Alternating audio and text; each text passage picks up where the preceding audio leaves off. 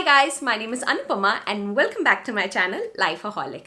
So in today's video, I thought I will share with you guys some online series that you can watch this week. Now these are not the top picks of 2020 or something. There have been a lot of other shows which I have also loved, but I have narrowed it down to 3 of the shows which I have picked from different genres, which I think you can binge watch this week, this New Year week, New Year Christmas week, and you would love them.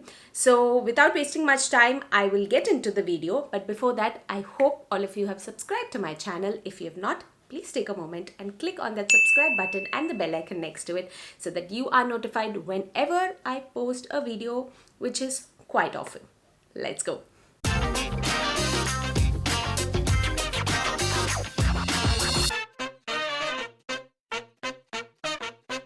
Now, I'm someone who heavily relies on IMDb ratings when I have to decide on what shows to watch or what movies to watch.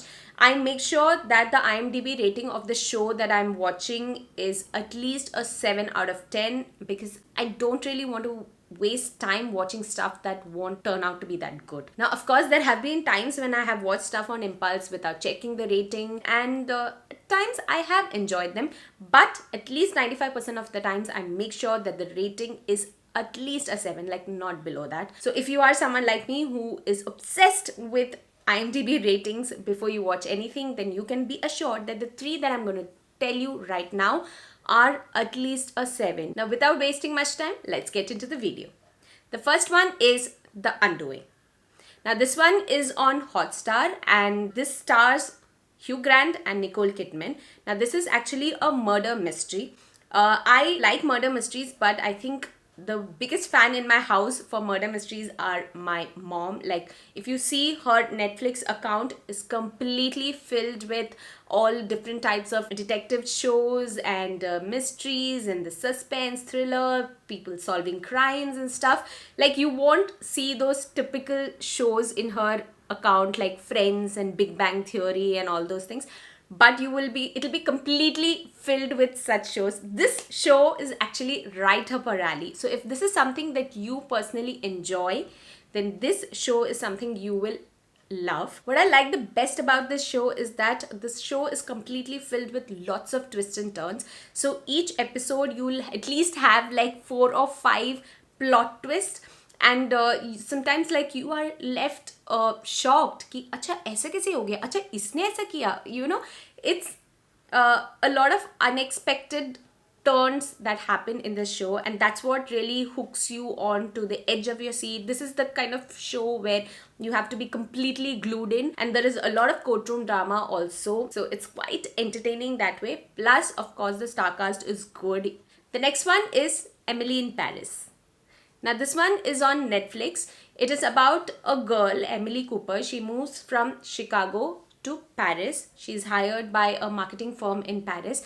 And the whole show is about how she goes to Paris and the struggles she faces and how people there were not really receptive to accepting her or her ideas and the way she is. When she goes there, she does not even know French and the etiquettes and mannerisms that the French people have. So how she is completely outcasted and she's kept away and people don't really mix with her, yet how she manages to find her way to make people like her, and she builds a life in Paris with her dream job, and she shows the places around, and like it beautifully shows how she gets adapted to the culture in Paris. So this is actually the kind of show which is like very light-hearted. It's kind of like a comedy show.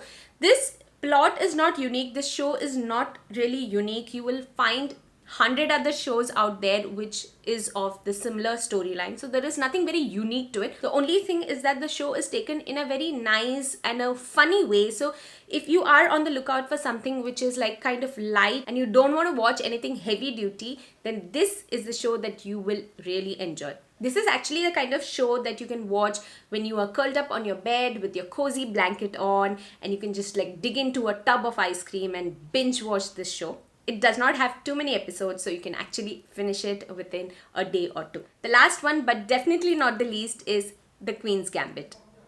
Now, this one is again on Netflix. A lot of you guys must have seen the trailers of this show, or must have seen the show when you were scrolling through your Netflix account, but must not have watched it because it was all about chess.